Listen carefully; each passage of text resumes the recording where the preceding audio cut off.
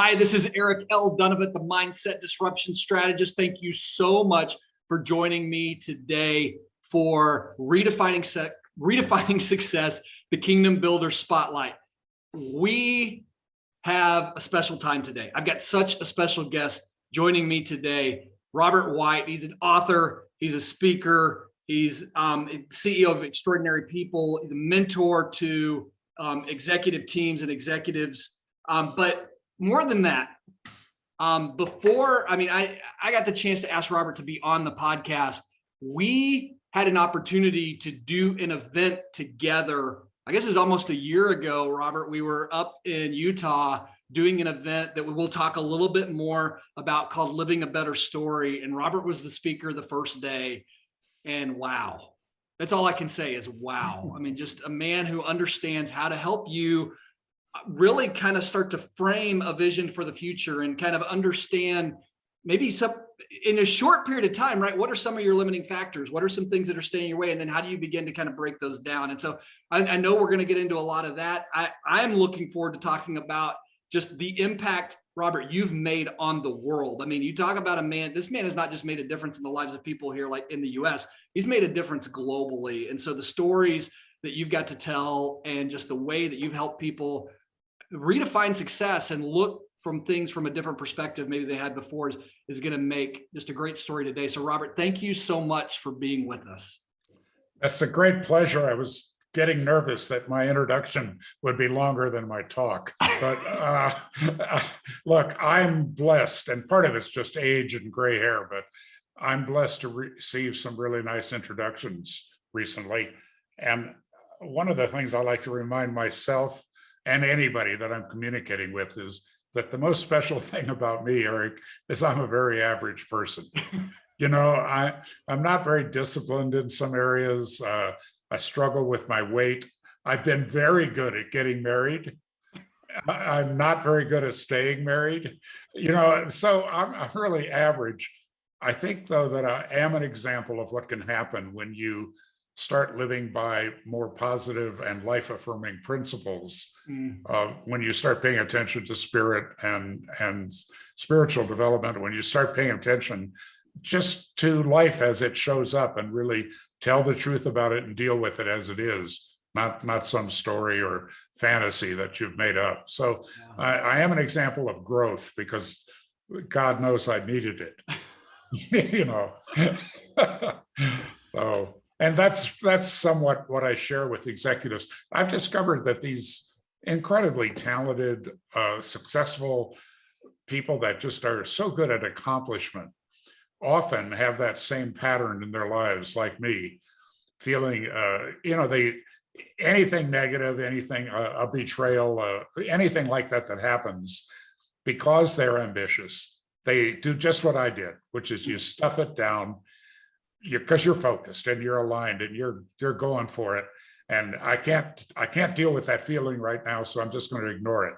And so many of my clients are so much like me, and that's useful because I can kind of understand their journey because of my own. I don't want to get too far off on this because I want to talk about you, but I mean, I think what I would agree is, as a successful executive and as someone who kind of lives in that life, is the word that's used in the industry kind of imposter syndrome. It's like, are they going to find out that I really don't know that much about what I'm doing? I can tell you so many imposter stories that it's just staggering. One of my clients was a very successful young guy, a fast track, big corporate guy. And he was called into the CEO's office, which was a big deal. He did not report to the CEO, and told that he would be the youngest vice president in the history of the firm. And he went home and he was discovered by his wife, curled up in a fetal position in his bedroom, crying, sobbing. And it was that thing. He thought, now I'm going to be found out. I've been given this big job, but I've been faking it all this time, and now I'm going to be found out. He did get some help. He got a coach, a mentor that helped him to see that he really deserved that promotion. Yeah. He really was a fast track, very talented guy. everybody could see it except him. Mm. But some things had happened in his growing up years, just very similar to mine. And the way he interpreted it was, I'm going to put on this face, this image of a successful guy, but it's all fake as long as they don't find out, Yeah. And that kind of thing is more familiar than you might think.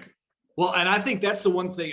The name of the podcast is Redefining Success. I think what the world tries to tell us is success is like the straight up path, right? And it doesn't come with bumps, and the other thing that I found to be true is so many times is the only way to go to the next level up is to fall down a level, right? Yep. You got to go backwards in order to go forwards, because it's the lessons you learn in the falling backwards that then equip you to be able to go to the next place that you're going to go. But what the rest of the world, you come back to, you said this at the very beginning, the stories, the lies, the things that we hold on to, either from our childhood or even from other traumatic or other experiences, but come in to this idea of, that's not just because that's the way the movie played it out, or that's the way you saw it, or you think it goes, doesn't mean that's the way it goes. That's such an important thing. As you have experienced in our 3 days together, one of my exercises is to ask people to identify turning points, significant events in their life, and then to look for patterns, positive patterns or patterns that are not so positive. And, for me, one of them was that I semi-retired, almost retired at 46. I had built this very large, the second largest training company in the world. We had 240 people, 70 full-time trainers, operating in 7 countries with 15 offices, a big operation and very profitable. And I kind of quit. I was living in Asia. I moved to Aspen, Colorado. I built a 14,500 square foot home, bought a jet, did all the nouveau riche things, 6 nonprofit boards. I traveled with the late John Denver for 6 months. I did a lot of really interesting things. I met 3 presidents. I've met 2 kings. I've met an emperor. I've had all these wonderful things happen. And I started, and then we had 2 birth children and 2 adopted special needs kids. So my retirement was kind of busy. Yeah. And I skied 80 days a year. Wow. So life was very, very good for Robert. But I started waking up in the morning. And I thought of this when I was thinking about this conversation with you, that I would share this. I started waking up with this nagging thought that I just tried to get it out of my mind. But almost every morning I'd wake up thinking, God has something in mind for me and I haven't done it yet. And in our work, because it's high impact experiential learning, the group work, we have avoided any kind of even a hint of religion, because we don't want to get in the target zone with some fundamentalist Muslim, fundamentalist Christian, fundamentalist Jew takes us on. Sure. So I spent years really carefully avoiding that on a professional level and coaching my people to do the same. And people would come and they would ask us about that. Well, I had this spiritual experience in your training, which is true. Right, absolutely. But I don't want to claim that. Because if I go off in that direction, I become in the target zone of some very committed people. Yeah. And yet here I am, very much experiencing the presence of God almost every morning. Yeah. Or I'm out on the ski hill and I stop and just enjoy the view. One of the things I love to do. Yeah. And suddenly God is there speaking to me, kind of saying, what's next? And then, traveling with John Denver, he would do a concert one night, and then the next night we would do this environmental education program called Higher Ground. Mm-hmm. It's basically the teachings of the late Buckminster Fuller. But when John would get off the stage, like it's 10:30, 11 o'clock at night, it's like morning for him. He's excited out of his mind. I just want to go to bed. But we had a lot of long talks. And one of those talks, it's one of those things you do remember, when a good friend looks you in the eye and says, God isn't finished with you. But being a guy, of course, he's got to include an insult, right? So he said, you think you're a big deal, but your real future is ahead of you. I wonder what it's going to be like. And he would tease me like that. And it was true. All of that was going on for me. And again, one of the things I've discovered, and that so attracted me to you, quite frankly, is that you ain't just another financial advisor. I know that's not one of your mottos in your advertising material, but it could be. Right. But the idea that no matter what your job is, yours or mine, or maybe one of our listeners, there's a bigger aspect to it. There's a bigger contribution possible.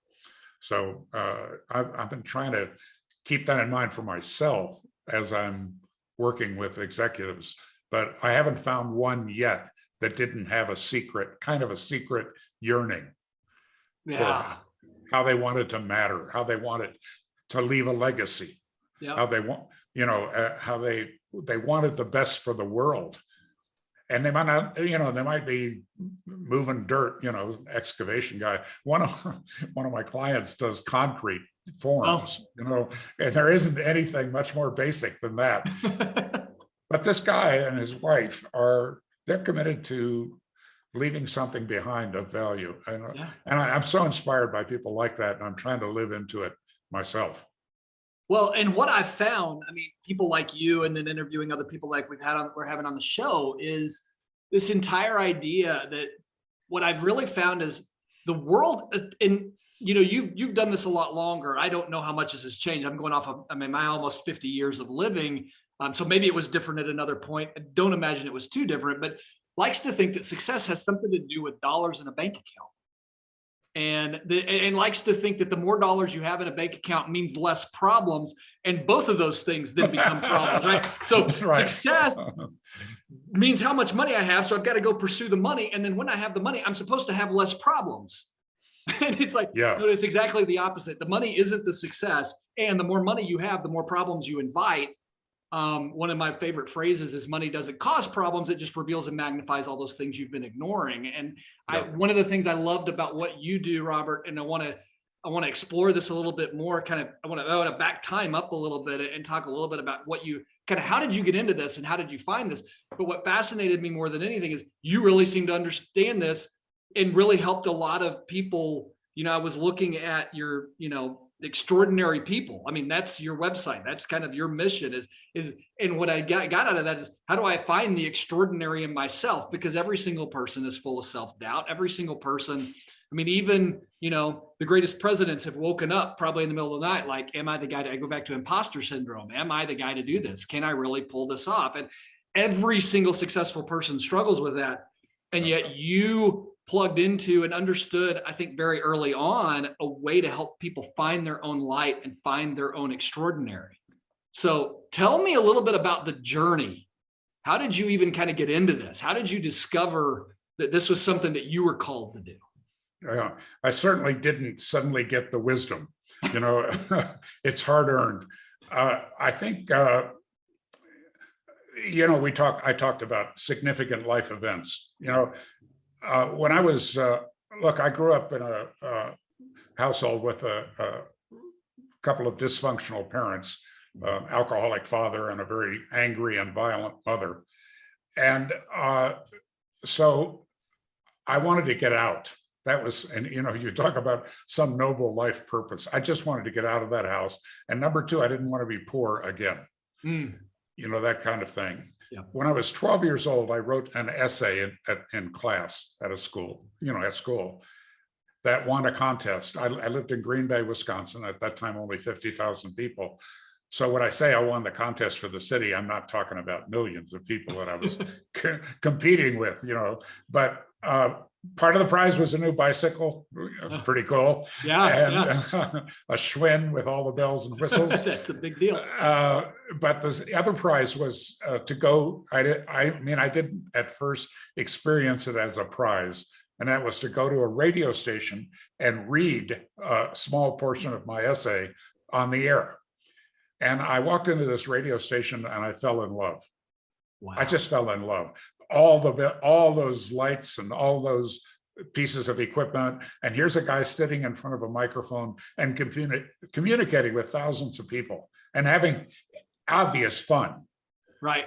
And I just fell in love with it. And then I went home and I thought about it for a couple of weeks, and I went back to that radio station and I said, I want to hang around. I want to watch you do what you do.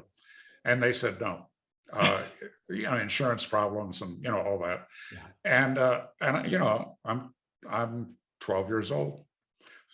And as I'm leaving, the secretary said, kind of the whisper, the psst, thank goodness or thank God. And she said, look, I overheard what you want to do. Our competitor down the street, WDUZ, has a hallway and they have all glass walls and they have speakers so you can hear what's being broadcast, but you can see how they're doing it. And it's open. It's a foyer. Yeah. So for 2 years, I did that every Saturday. Did you really? Yeah. I might have missed a few, but not many. Yeah. And I just fell in love. And then 14 years old, I'm sitting in school and somebody comes from the principal's office and says, come see the principal. And he sits down with me and he says, what have you been doing at that radio station? This is my little secret.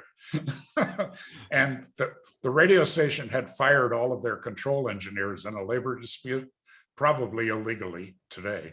Yeah. And they needed somebody that knew how to, they call it running the board. The announcer announces, yeah, but who's putting the tapes on and playing the records and all that stuff.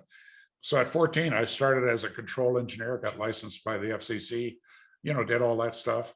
By 17, I had the highest rated radio show in the state of Wisconsin. Wow. I made more money that year than my father ever made. And wow. So that was a turning point for me in terms of confidence. And then because I'm on the radio all the time, and of course, my classmates are the primary audience, it's a top 40 show. Yeah. And I'm doing all of these, they call it record hops, these personal appearances, DJ appearances. I got named most likely to succeed.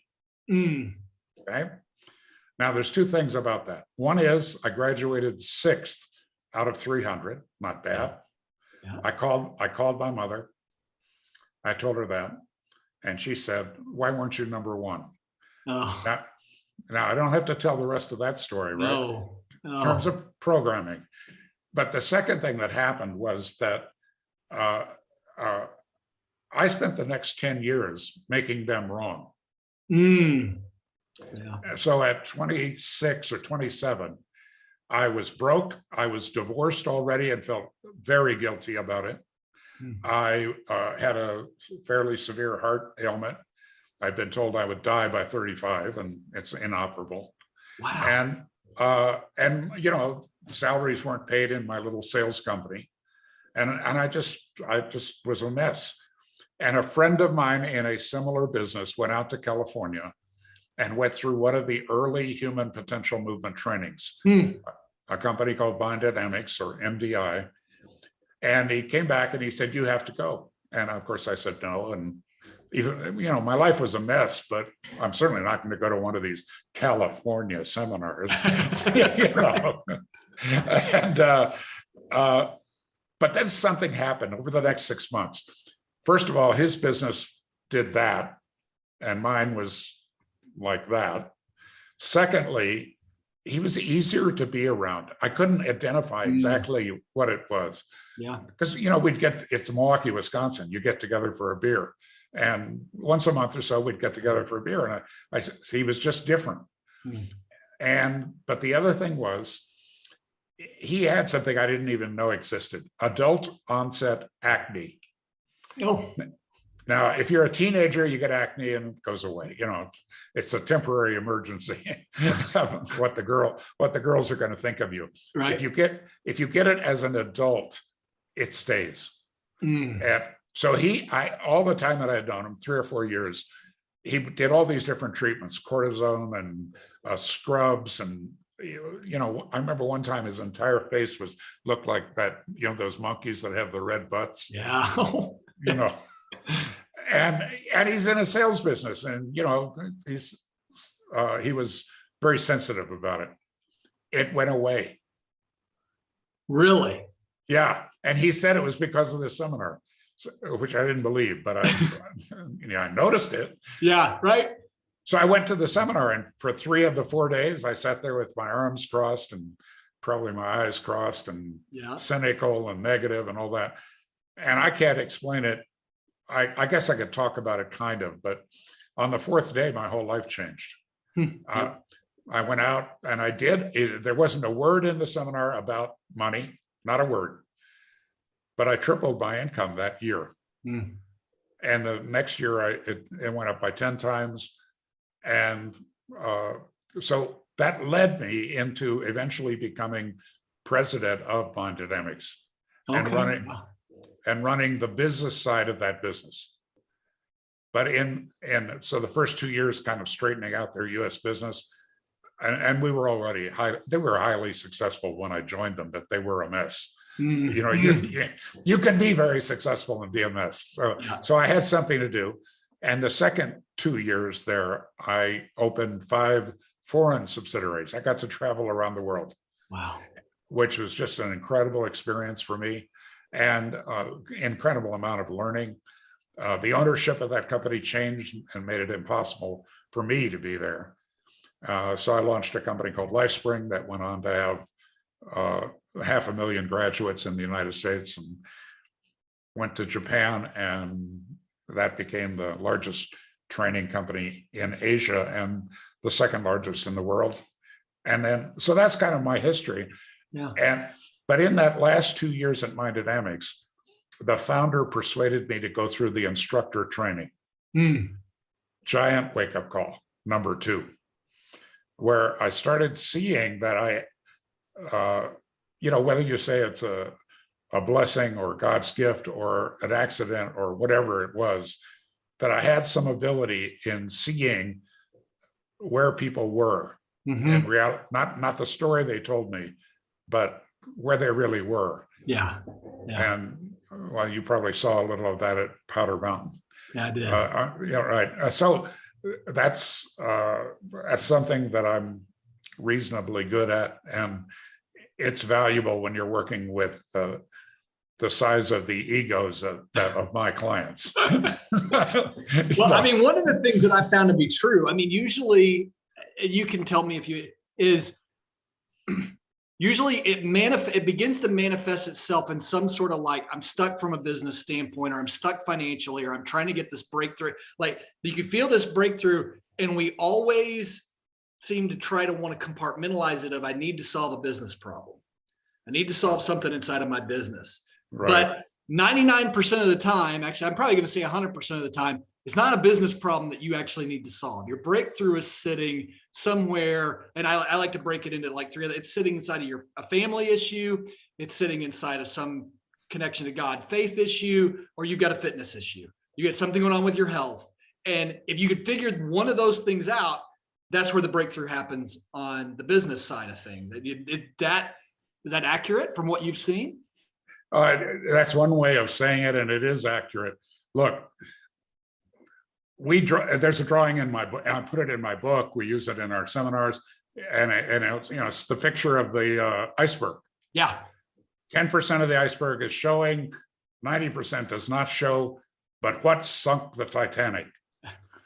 It wasn't the water. It wasn't the part you could see. And we all have a huge amount of subconscious beliefs, and they run us.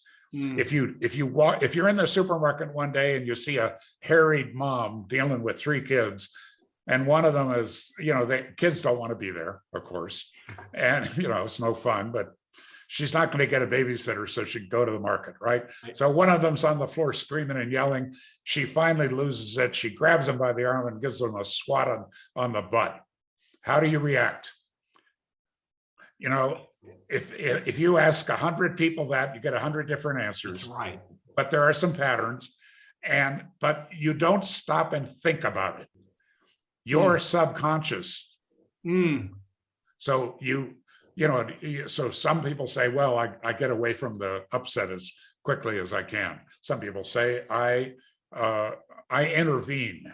I start coaching a woman. By the way, unless you're trained, that doesn't ever turn out well. I can't imagine. I cannot imagine. Right. Or you get down on the floor and help pick up the stuff the kid knocked off the shelf. There's all these different responses. None of them are right or wrong. Some of them work better than others, but that reaction comes from your subconscious. You don't stop and think about it. You act, you do something. That's right. Yeah. Same when some guy walks in your office and says, I've got this problem at home. And you're thinking, well, this is the office, so I don't want to talk to you, or you jump into it and now you become part of the drama. Right. Or you refer them to HR, or whatever you do. Yeah. If you can be aware of that, if you can bring that up in your awareness of what's driving you, but you can only do that if you've done the work of finding out what drives you. And so that's a bit of the work that I do with people. But getting things from the subconscious into the conscious, because then you can choose and you can make better choices. Yeah.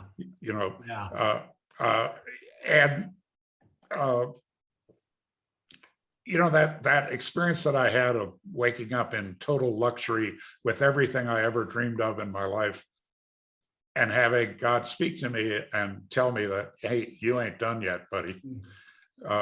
He was a little more elegant than that, but what that required was I had to put aside some of that patterning that I had. That all of this success was an accident, kind of. Yeah. I mean, I worked hard. Sure. I'm reasonably intelligent. I genuinely like people. They tend to like me. That's good. And I kind of knew that.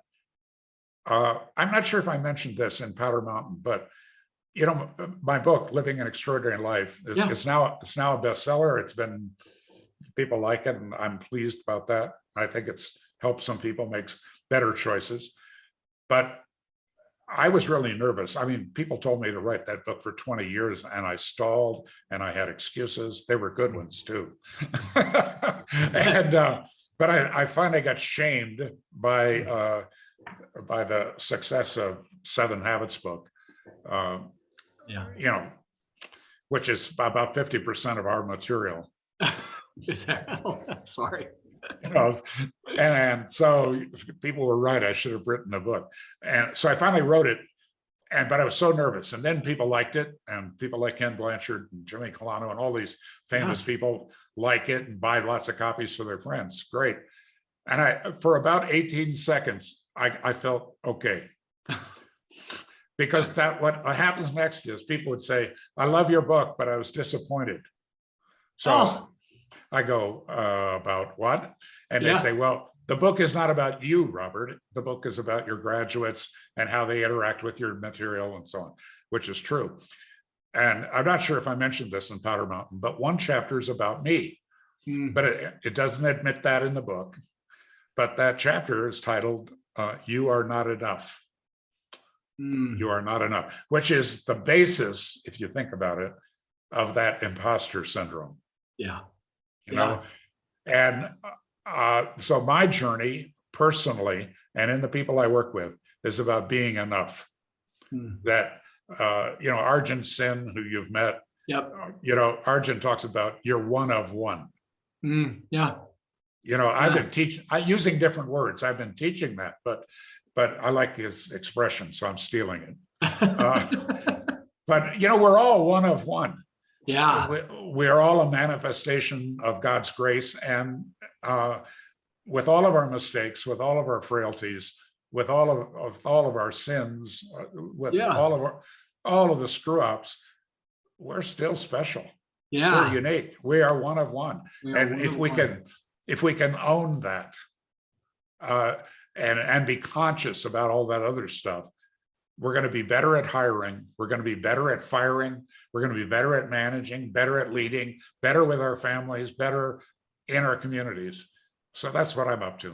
That's awesome. Robert, let me ask you this question. If you kind of you look at where you are today and the things that you're doing with Living a Better Story and the retreats that are happening there where we met in Powder Mountain, and then you're looking at just kind of the things that are ahead, and that experience of waking up of like you've been called to more.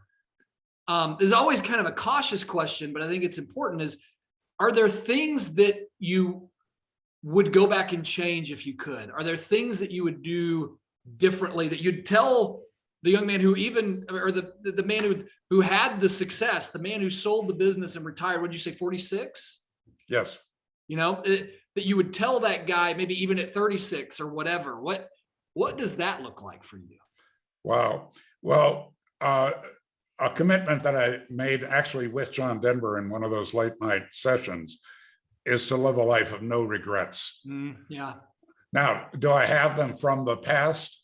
Yes and no, because I do a lot of work with people around realizing that at any given moment, it's all a choice. Yeah. So it's that thing that you're judging yourself for. I mean, one word on it is spiritual, to realize that God's grace means acceptance by God of you, no matter how you screwed up. That's right. All right.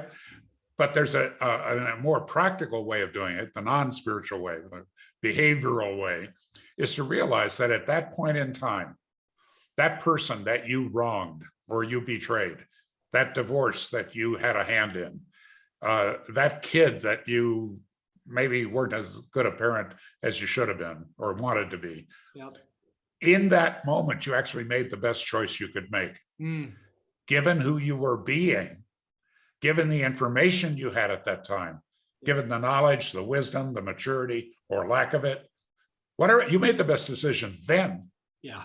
Yeah. Great point. To beat yourself up after that is just the most incredibly useless, stupid thing to do. And it gets in the way of you owning your own power, of taking full responsibility for your life and making good choices going into the future.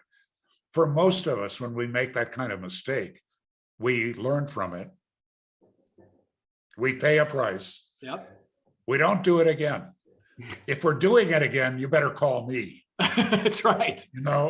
Because there's a deeper pattern going on there, and we can find out what that pattern is, and then do a pattern interrupt. And we're all capable of that. I think the biggest thing that I would tell the 30-year-old Robert, or something, some story like that, is wake up, first of all. Develop a higher state of noticing, because the universe gives you all kinds of feedback. Yeah. Most of the time we're not listening. That's right. The second piece is really get that personal responsibility, owning it all really works. And then finally, get into a higher level of communication, a mastery level of listening, of speaking, of writing, of sensing and feeling. I've shared with people a couple of times that you don't need my coaching or training if you develop a really high level of noticing. You become your own trainer, your own therapist, your own doctor, your own trainer or teacher, whatever. Because we are designed by God for perfection. And we fall, the stories, we fall away from it. Yeah. But we'll go back to it if we just wake up. Yeah. I'm not a preacher. I'm not even a teacher, but I can ask some pretty good questions to help people see that the answers to their life are within them. The answers are unique to them because they are unique. Yeah. And they have this. That's so powerful, because that's something that it took a few years and some coaching and some training that I was blessed to receive to really kind of understand that the ultimate gift is when you can learn to be your own therapist. Yes. When you can learn to be your best counsel. Just to notice those patterns that we fall into, including the ones that really work for us, and celebrating those and doing more of them. Do more. Classic advice, right? Do more of what works. Do less of what doesn't work. You may have just answered it in everything that you did, but I'm going to kick myself if I don't ask this question and there's a different answer. Because I think about the people who are listening right now, people who, they're listening to something called Redefining Success. So they want to know different ways that they're doing it. Is there any pattern or anything that you see that we haven't talked about that's like, man, if I can just tell everyone this one thing, it would really begin to shift things for them? Because this is, when I walk into a room, this is where most people are stuck. A guy that has done a very good job of promoting himself and selling a book is Simon Sinek. Yeah. On his book about why. Yep. I don't use that expression. In neurolinguistic programming, you learn to never ask why, because it triggers the brain, not the heart. But it's a very good book. And the idea is that we get in touch with our purpose for living, not our vision, not our goals, but why am I here? Why is this unique individual here on the planet? And in my work, I've identified 4 levels of purpose. And the first one, the most obvious, is survival. You got to handle food, clothing, and shelter. Yeah. All right.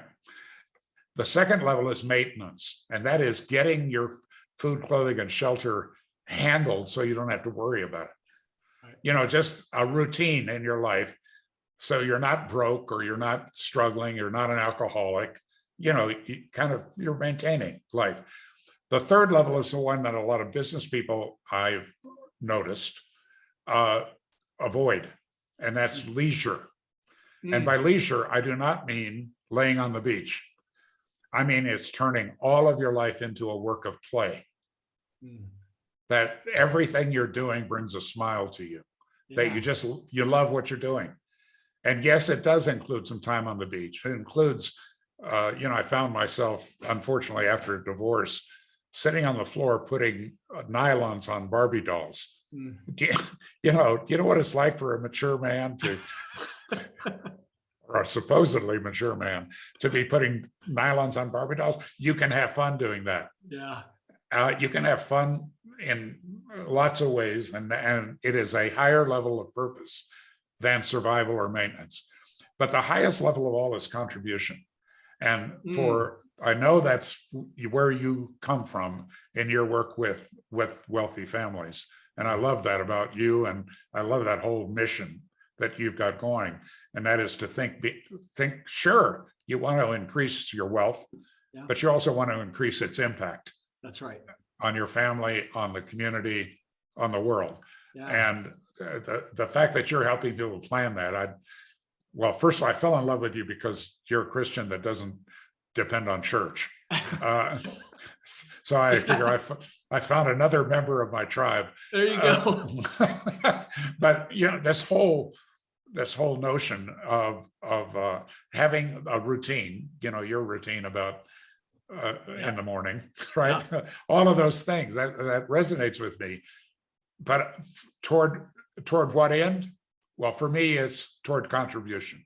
Yeah. I mean, I'm donating somewhere between 10 and 20 and probably more to Living a Better Story.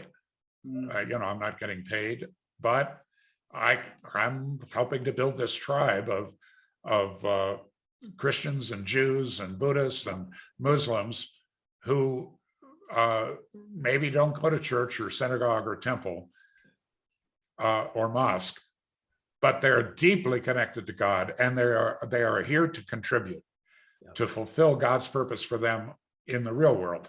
Yep. And I love that. I love contributing to it. I love helping people get other stuff out of the way so that they can win at all 4 of those levels of purpose. So you've talked about that a little bit. Let's wait, Robert, you and I could talk for another hour. I'm gonna have to be respectful of my audience. We're gonna have to keep this to 45 minutes, but I want to kind of end this here, which is, we've talked a little bit about where we met and Living a Better Story. And there's people going like, what is this Living a Better Story? What is this thing? So a couple of things I want you to highlight. One, this is early February. I know there is an event in February I want you to mention, but if you know of other events, I don't know exactly when this will go live. So I don't want to miss that window if there's other windows that are ahead. but who's the right person that needs to look into this? Tell them a little bit about the experience and what it is. Guys, I will just tell you, I had the honor of getting to speak at one. And so that was incredible. Robert and I were both speaking, but the participation too. But give the audience an idea of what is the event about, what's it for, who should attend, and again, the dates of what's coming up of what you know, and then in the future where they can also find future dates. Look, the one I don't actually I should look here. I do have a computer, right? The one that's coming up in February will be here in Colorado. Okay. And it's the 17th through the 20th. So it's a 4-day program. It's residential. You live in, and get to know some really wonderful people. And what we're looking for people is people that already have a good story. I mean, we're already doing kind of okay in the world. It's about what's next, about what's possible for you. If with a little bit of fine tuning, and also the support of the kind of people this kind of thing attracts. I mean, you saw at Powder Mountain, what an incredible group of people. Wow, was it right? Yeah. And the one we did in Scottsdale, was it again the same? It was different, but it was the same in terms of connection to really wonderful, wonderful, powerful people who will be my friends the rest of my life. Yeah. So that's pretty cool. And so we want to do more of these things. I don't know when the next one is scheduled, but certainly within 90 days after this one in February. But we want to get to the point where it's every month and we're reaching thousands of people. So that's what we're up to, serving people whose story is already pretty good, but they want to live a better story. Oh, I love that. Yeah. I love that. Actually, livingabetterstory.com is where you can go. There's videos, there's information. You're going to find out when the next event is. I highly recommend that you go spend some time. Robert will probably be there. Chad will be there. Arjun maybe even be there. I don't know who all is speaking lately. It all depends, but there are some incredible people that you would get to spend some time with. And it's also cheaper than my work. You go, frankly. Right? I love that. Everybody's working free, Yep. So yeah. One last little thing is always a question I like to ask: a book other than the Bible, and I'm going to even limit you from yours, that you would recommend people read that would really make a difference in their lives. It's if I have to choose just one, it's Man's Search for Meaning. Viktor Frankl's story of his survival in the Holocaust. He's one of those guys with a number on his arm. And it's the closest thing to the Bible. I was on the radio once and when I was doing the PR for my book, and you send the book ahead and somebody reads it, usually not the interviewer, right. And they come up with 5 questions and one of them has to be snarky. That's like a rule. Yeah. And so this guy says, well, what's so special about your book? I mean, there's all these books on personal development. And he said, aren't they all derivative? And I don't know, I was tired or I was distracted or I was just being incredibly honest. And I said, well, they are all derivative. There's only 2 originals, the Holy Bible, and I said, Think and Grow Rich, which is an old, kind of badly written, but very good book. Yeah. And since then, I do recommend Man's Search for Meaning, but Think and Grow Rich is pretty good about success. So, and as I'm saying, I can see these words in the air, going into the microphone, and I'm thinking, I've just told people not to buy my book. But I think I have a pretty good book, and a lot of people seem to like it. But Man's Search for Meaning is the one to read and reread. Wonderful. Robert, if anybody's listening to the show and they're like, I've got to get in touch with this guy, I've got to know more, I've got to just be, what is the best way for people to get in touch with you, find out more about you, and learn more just kind of about the work that you're doing? Look, I'm on LinkedIn and Facebook and all that stuff, but the best way is to email me, okay. Robert@extraordinarypeople.com. Okay. And also, if you go on the website, extraordinarypeople.com, one of the things I'm happy to offer people with no charge is over the years, I've written a 28-page essay on success and about what we call our 8 principles. And a lot of people have found it to be valuable. It's free, and also it signs you up for my weekly e-zine, which is called An Extraordinary Minute. Oh, that's fantastic. Actually, I'm on the website right now. If you go there, I mean, it's super easy. It's right there. It's in a purple box right in front of you. You can't miss it.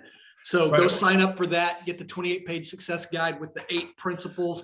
Robert, what an honor.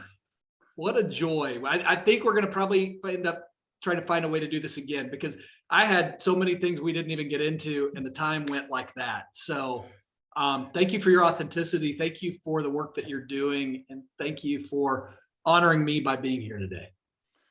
You're very welcome. And look, it's all about relationship. You know, with listeners, I don't know if we'll ever do anything together, but I want to meet people. I learn from them. Hopefully they can learn something from me. We can rock and roll together. I love that. I love that.